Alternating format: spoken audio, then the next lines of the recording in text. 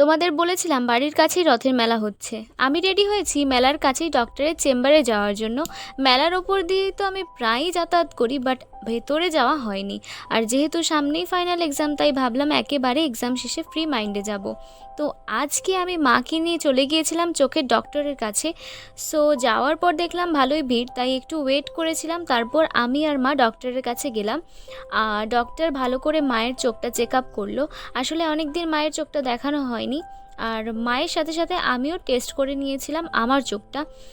Doctor বলল তুমিও হালকা পাওয়ারের চশমা ইউজ করো, যেহেতু এখনও পড়ছো।